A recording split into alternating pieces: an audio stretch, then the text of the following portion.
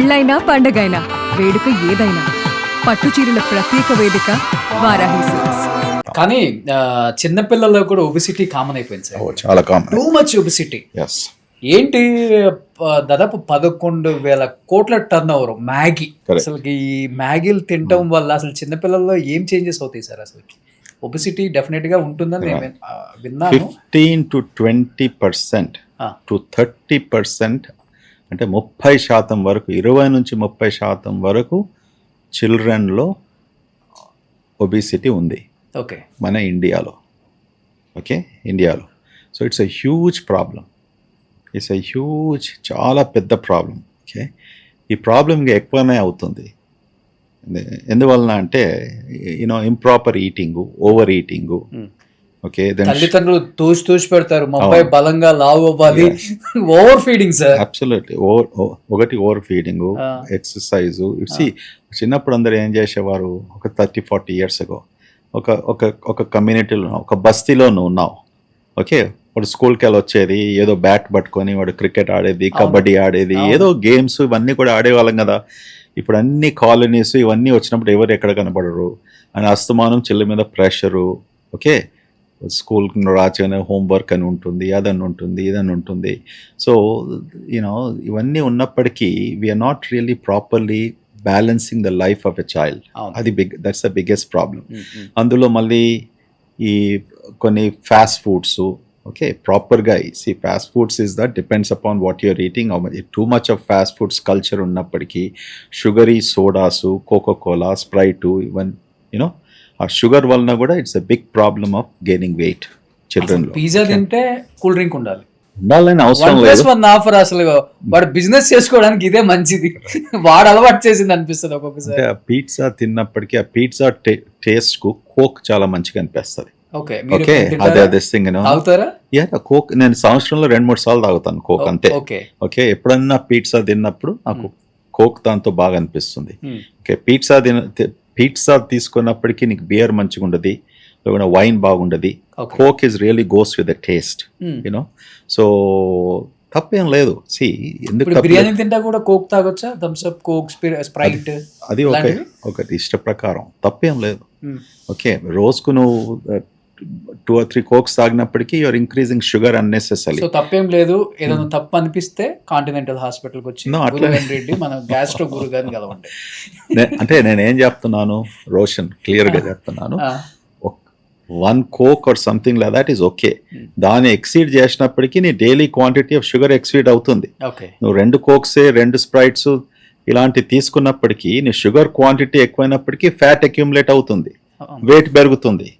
Okay, నువ్వు daily pizza తింటున్నావు, daily నువ్వు కోక్ తీసుకుంటున్నావు, స్ప్రైట్ తీసుకుంటున్నావు, 2-3 క్యాన్స్ తీసుకున్నప్పటికీ ఎందుకు అమెరికాలో ఇంత ఒబేసిటీ వెస్టర్న్ కంట్రీస్లో? ఓకే, వాళ్ళు మార్నింగ్ నుంచి మొదలుకుంటే ఫాస్ట్ ఫుడ్లో ఇంత పెద్ద కోక్ తీసుకుంటారు, ఇంత పెద్ద పెద్ద గ్లాస్లో స్ట్రా పెట్టుకొని. That's the reason, that's a fundamental reason for the obesity in those countries. మన దగ్గర ఇంకా అంత పెద్ద ప్రాబ్లం లేదు. Okay, still we restrict to మన పద్ధతి ప్రకారం, మన కల్చర్లో ఎలాంటి భోజనం మనం చేయాలో అది ఫాలో చేస్తాం. Okay, so it's not that big of a problem. కానీ ఇప్పుడు ఇదంతా ఈ కల్చర్ చేసినప్పటికీ ఇన్ని రెస్టారెంట్స్, ఇంత ఫాస్ట్ ఫుడ్ ఇదంతా వస్తుంది కదా, ఒబేసిటీ ఇస్ ఆల్సో గ్రోయింగ్. చాలా మంది నా ఫ్రెండ్స్ లేకపోతే మా ఫ్యామిలీ మెంబర్స్ చెప్తూ ఉంటారు, out of Hyderabad any actor, any politician, any business man, sir మీకు హైదరాబాద్లో ఏమి ఇష్టం అంటే ఐ లైక్ హైదరాబాద్ బిర్యానీ. అంటే వాడికి ఈజీ కాబట్టి, చెప్పడానికి ఈజీగా ఉంటుంది కాబట్టి చెప్పేస్తాడు. వాళ్ళే తింటున్నారు, మేము తింటే తప్పేంది?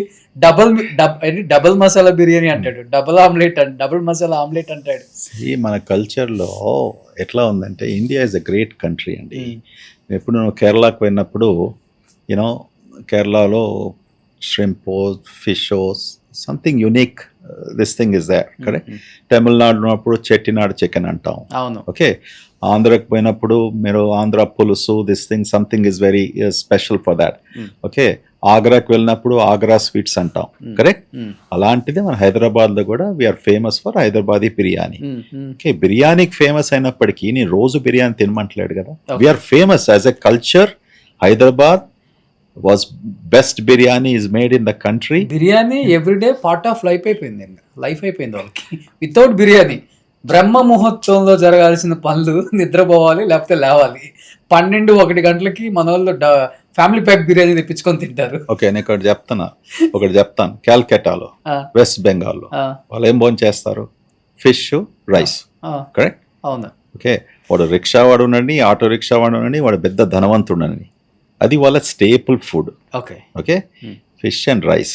సో డైలీ వాడు ఫిష్ అండ్ రైస్ కూడా 3 పూటలు తిన్నప్పటికీ కూడా Hmm. అది తప్పడతామా? Hmm. తప్పటం. అంటే Okay. The way in which the cook. Okay, ఎలా కుక్ చేస్తారు ఆ ఫిష్, ఆ రైస్ ఎలా కుక్ చేస్తారు. మీరు డైలీ బిర్యానీ తిన్నప్పటికీ కూడా నేనేం చెప్తానంటే it depends upon how are you making. బిర్యానీలో ఏముందండి, యూనో రైసు, ఒక మీటు, అంతే కదా. Hmm. లేకుంటే వెజిటబుల్ బిర్యానీ అన్నప్పటికీ అందులో కొన్ని మసాలాస్ వేస్తాం, దానికంటే ఎక్కువ ఇంకేముంది. But how are you cooking, అది ఎలా వంట చేస్తున్నాం మనం, అది చాలా అది important. See too much of masala, మనం ఇంత నూనె వేసుకుంటున్నాము. దాంతో వాడు బిర్యానీలో కొంతమంది చికెన్ ల్యాంబ్ వేస్తారు, 4 గుడ్లు వేస్తాడు. ఓకే, దాంతో వాడు పక్కన కేవలం సాలన్ అనేసి మళ్ళీ ఇంకో షోర్వాది ఉంటుంది. Hmm. ఇవన్నీ వేసేపటికి క్యాలరీస్ పెరుగుతాయి. It's as simple as that. But every day నువ్వు బిర్యానీ ప్రాపర్గా భోంచేయి. ఓకే, ఆయిల్ కంటే మెయింటైన్ చేస్తూ, Hmm. ఘీ అంతా కూడా ఎక్కువ కలుపుకుంటా. ఓకే, మామూలుగా క్వాంటిటీ నువ్వు సరిగ్గా భోంచేయండి. They won't be any problem. But- if somebody says there is a problem, please come to me. ఇన్ని రకాల టెక్నాలజీలు వచ్చినప్పుడు అప్పుడు అనిపిస్తుంది ఏదన్నా చిన్నది అలా పెడితే ఎంత మసాలా వేశారు, ఎన్ని ఇంగ్రీడియంట్స్ ఏమి వాడారు, అది మొత్తం డిస్ప్లే అయితే బాగుండు అనిపిస్తుంది.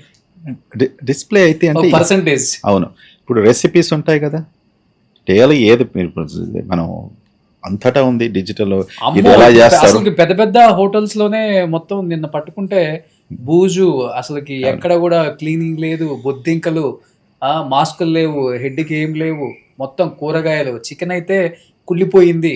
ఇంకా నిన్న 9 హోటల్స్ బ్యాన్ చేశారు. ఇంకా చాలా కావాలండి. సి ఇన్ ద యుఎస్ ఏమవుతుంది, all major cities regular food inspection ఉంటుంది. అవును. ఓకే, రెగ్యులర్ ఫుడ్ ఇన్స్పెక్షన్ ఉంటుంది.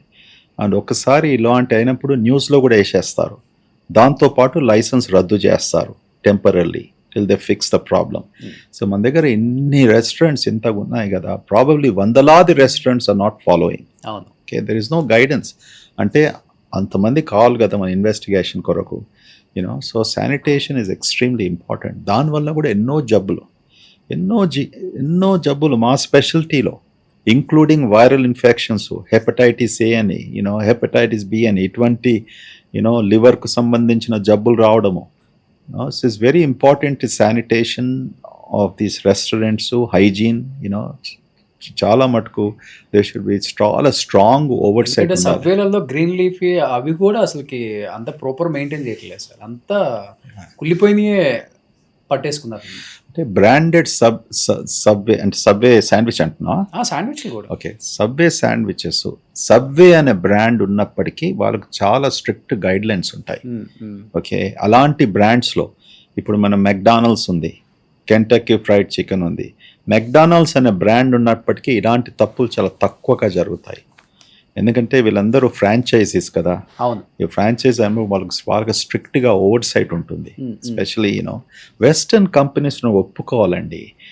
America has made very big in food industry. వాళ్ళు ప్రపంచానికి ఏమమ్మారు? Okay, apart from missiles, aeroplanes, this thing, food అమ్మారు. ఓకే, దట్స్ ద ప్రఖ్యాత వాళ్ళది. How they dominated this thing.